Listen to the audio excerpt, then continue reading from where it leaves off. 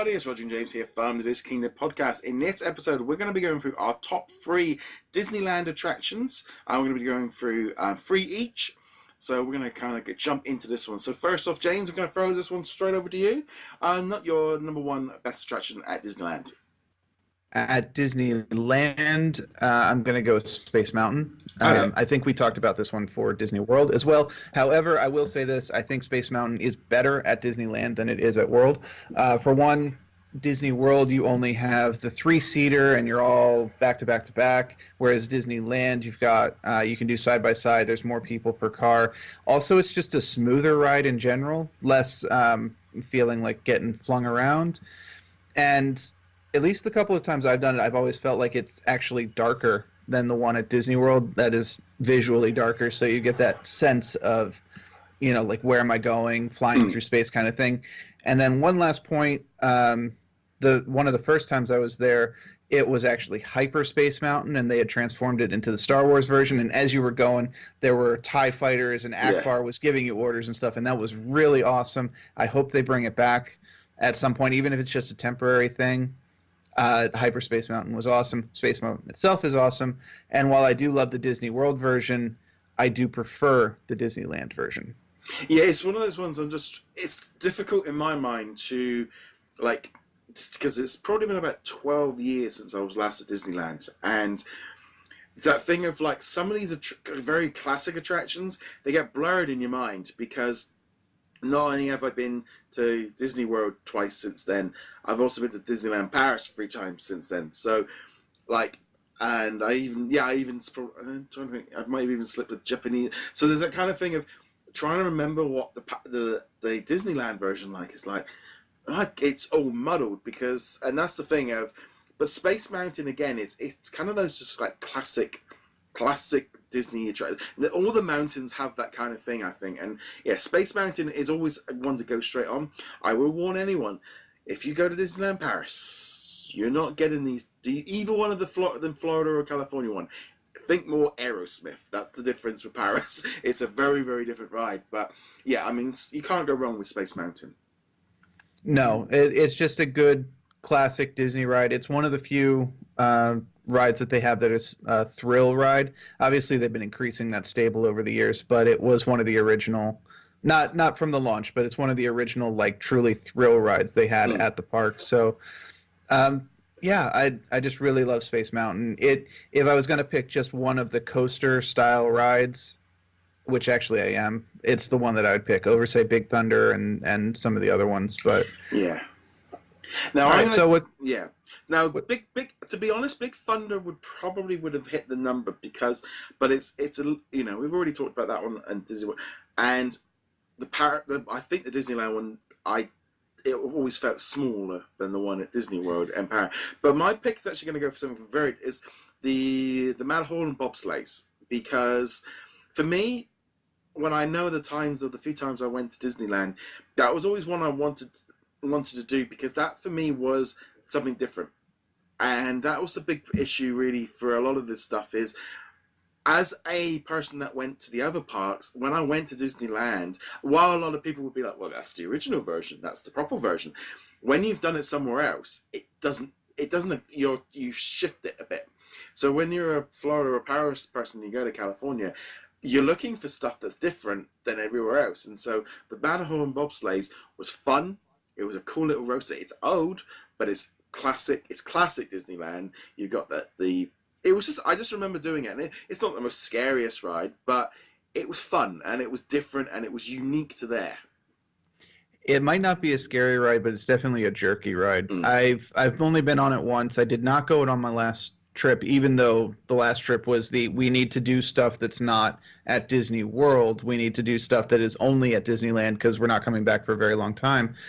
And I was like, no, I'm good. I don't need to do the Matterhorn again, because I do remember the stop-start, kind of tosses you around a bit. So it's not on my list. It's not one of the ones that I really consider a great one. I think it also definitely needs a fast pass, because the line for it is normally an hour or more, no matter how many people are in the park. That said, I mean, it is another thrill ride. at the Yeah. parks, and it's also the one that, if you wanted thrill rides and you're at Disneyland, this is the one that you're not going to get anywhere else in any other form. This is the thing as well, because like for me, like reading through the list of attractions, it was one of the ones that kind of went, ooh, that's Disneyland. That for me, that was, oh, that's a Disneyland attraction, and that was the kind of thing for that one. So on to number 2. So what's your second choice? Number 2, second choice is going to be the Indiana Jones ride, the adventure. So this, while it is a unique one to this park, as far as I know, might be in one of the Asian ones. I can't remember. It's in Tokyo, because that was because originally I was going to put this one as my second one, and then I was like, no, because my first experience was in Tokyo Disney on this ride. So it's that same thing as well. Like where you go on it first sometimes reflects of where it is, but yeah, it is an awesome ride. It is, and it's a really, really well done ride. Barreling through the temple, flames coming up, getting attacked by skeletons, spiders, obviously the boulder from the film, the iconic scene. It's just a really well done ride. I think it's the ride I compare it to is Dinosaur. Of course, they have a very similar layout. They have a very similar car that you're in. It's the same vehicle, isn't it? It basically is, because the vehicle itself moves and does the up down. We're going over bumpy stuff kind of thing, but it's better than Dinosaur. Because Indiana Jones. It's Indiana Jones.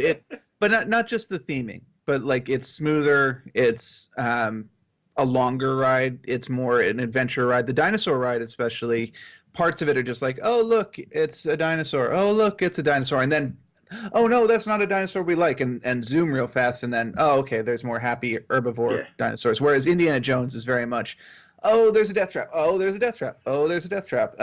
Going all the way through. So it's a lot of fun.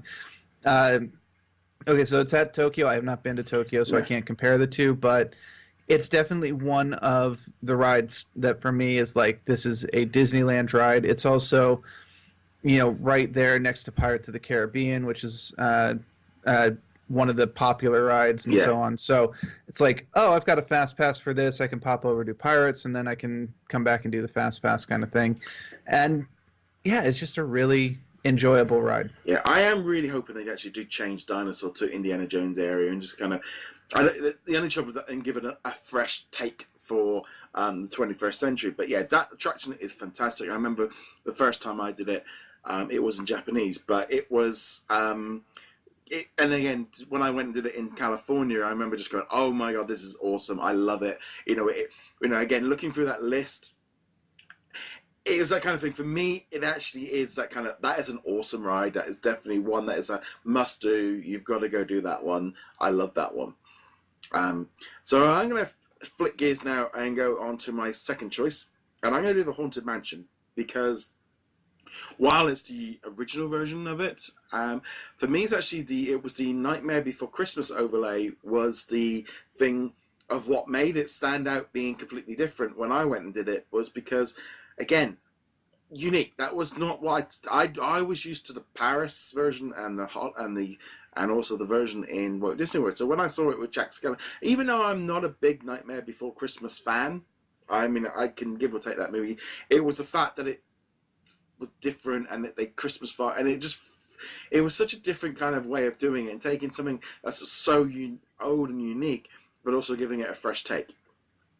Yeah, so I haven't been on it when it's in the Nightmare Before Christmas. Sadly, the one time I could have gone on it, I got there like the day after they were taking down the Jack Skellington portions of it. So the only ride at Disneyland that I've gotten to experience the holiday version of was It's a Small World, which is not going to be on this list, although it is a Disney classic.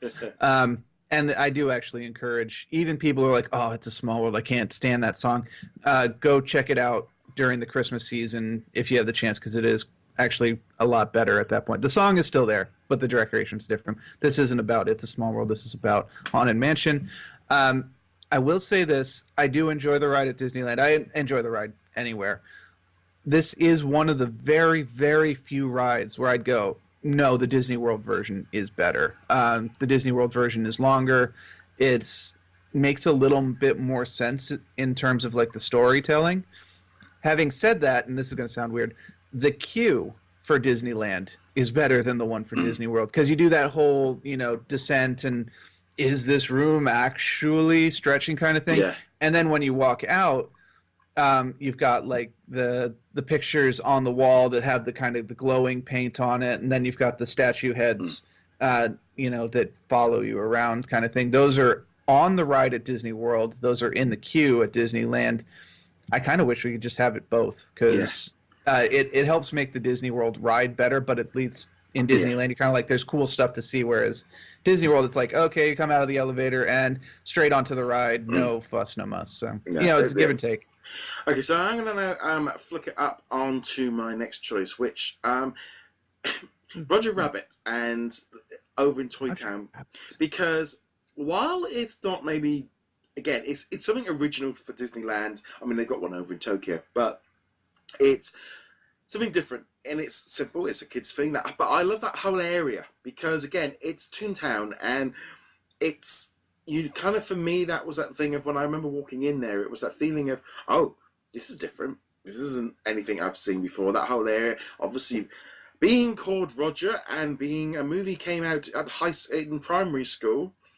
I love the movie, but also that was kind of, it's like really, oh wow, Roger Rabbit, well done on the originality on the name, but that kind of thing of being that character and being something very different from everything else that we see. It's nothing, we don't see a lot of Roger Rabbit at the park, so having that attraction there is great. And again, just being something I associate when I look back on it as when I went to Disneyland, that was like, oh, I've got to do this ride. This is one I have to do. And, doing those kind of rides is, because there are certain rides on here, like, Mr. Toad's ride, again, a fantastic ride. But things like Peter Pan and Snow White Adventure, I'm going to be honest, first time I did them was in Paris, because there was no line, because it was cold and wintry and you could walk straight on. So some of these really old attractions, and when I went to Disneyland, I didn't do, because the queues were too long and you wanted to do, I wanted to hit the big ones, hit the best ones. And, so I just remember Roger Rabbit being like, I want to do that one because that's different for Disneyland.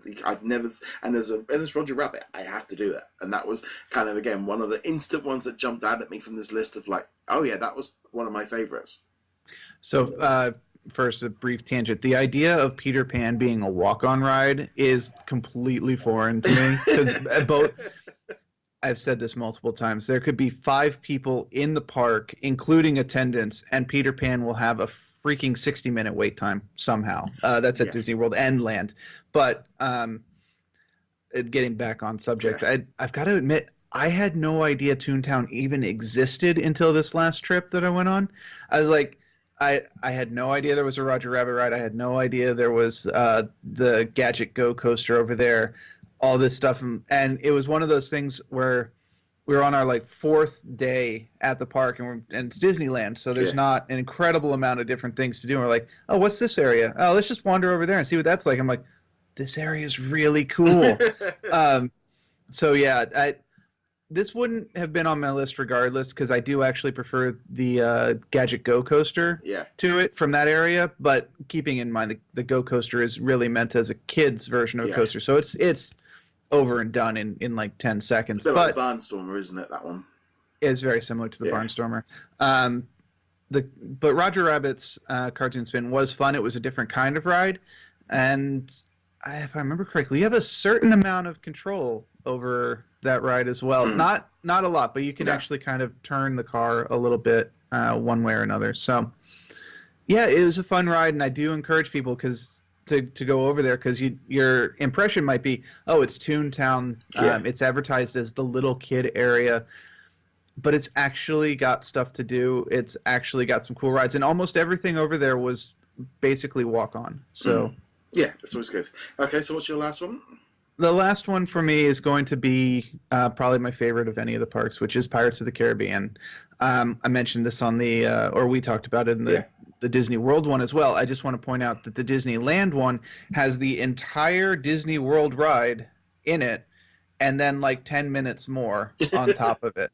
So, you have all the bits. You've got the going through the town. You've got, getting attacked by Captain Barbossa nowadays.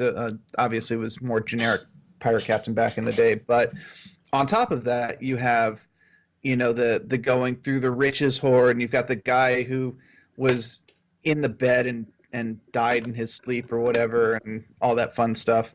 The guy drinking rum, etc. So it's Pirates of the Caribbean with more stuff, and I love it. So definitely one of my top rides. I always make sure to do it. I think I did it like 4 times the last time I was in Disneyland. So, yeah, I love this ride. I must admit, there are certain ones. That one, Pirates of the Caribbean, Haunted Mansion. It's a Small World, classic. You have to do family things. It's kind of like the lore of going to Disneyland. You kind of go, yeah. So Pirates of the Caribbean is always on. I know whenever my wife's just like, oh, we have to do this one again. Like, yes, we're in Disney. We have to do Disney. You have to do Pirates of the Caribbean, no matter where we are. And it's just that thing, isn't it? It's hard, I think, sometimes with some of these older ones. If you've taken someone that doesn't have that nostalgia for it as a kid, it's like, oh, this one's a bit naff. But when you've been there for so long, you're like, oh no, that is Disney. Yeah, and then also they did a good job of kind of updating it a little bit. It's still the original ride, but now they've added in Barbossa, they've added in Jack Sparrow, they've added in the little mist curtain that's got Davy Jones or Blackbeard. Blackbeard's only at Disney World, although he does talk to you at the end of the Disneyland ride, but now they need to add in Captain Salazar, I guess, at some point. I think they should just leave that movie and move on. If they included Blackbeard, then they could include Salazar, because honestly, I think the last one was still better than the one with Blackbeard in it. Yeah. So, but there we go. We'd like to know, what are your top 3 Disneyland attractions? Let us know in the comments below. We'd love to hear from you guys. Remember to go check us out over at DisKingdom.com. Find us on all the different social medias, and also whichever audio or video platform you are on. Make sure you subscribe. Also, James, where can they find you? You find me heroiclegacy.com. And then, guys, thank you very much for joining us. We'll be back soon. Laters.